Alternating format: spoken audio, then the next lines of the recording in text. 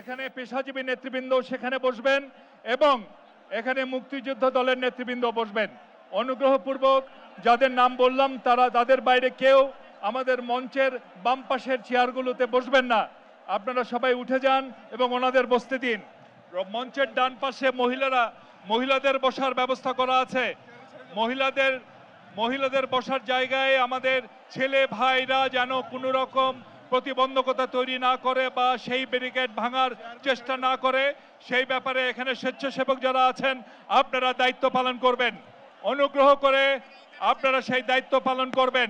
এখানে ব্যানারের ক্ষেত্রে দল যে নির্দেশনা দিয়েছে সেই নির্দেশনার বাইরে যদি কেউ ব্যানার আনেন তার বিরুদ্ধে কিন্তু সাংগঠনিক ব্যবস্থা গ্রহণ করা হবে। কথাটি দুঃখের সাথে আমার বলতে হচ্ছে, পরে আপনারা কষ্ট পাবেন না। সুতরাং নিয়মের বাইরে কেউ যদি ব্যানার এনে থাকেন আপনাদের স্বার্থেই সেই ব্যানার গুটিয়ে ফেলুন।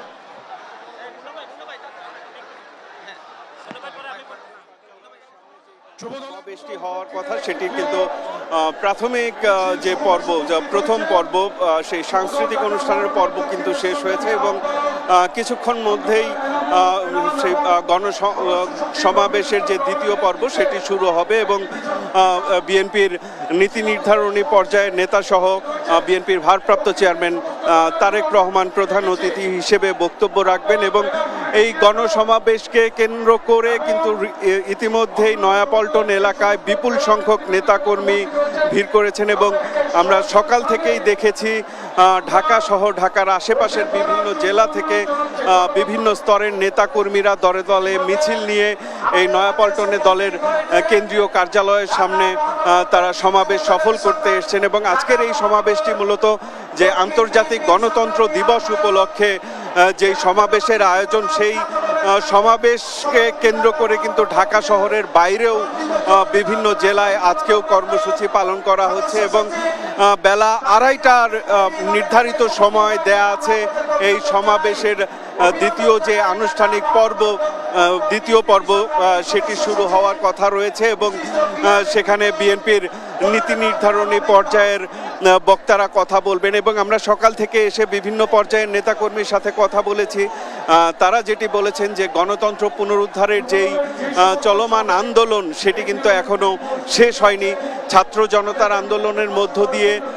বিজয় এলেও সেই বিজয় চূড়ান্ত নয় দাবি করে বিএনপি নেতারা যেটি বলছেন যে জনগণের প্রত্যক্ষ ভোটে একটি নির্দলীয় নিরপেক্ষ সরকারের যতদিন পর্যন্ত প্রতিষ্ঠা না হবে ততদিন পর্যন্ত আন্দোলনের চূড়ান্ত সফলতা আসবে না এবং সেই কারণে একটি জনগণের সরকার প্রতিষ্ঠায় এবং জনগণের ভোটে নির্বাচিত একটা সরকার প্রতিষ্ঠা না হওয়া পর্যন্ত বিএনপির কেন্দ্রের নির্দেশে দলীয় নেতাকর্মীরা রাজপথে থেকে আন্দোলন সংগ্রাম অব্যাহত রাখবে এমনটি কিন্তু তারা বলছেন এবং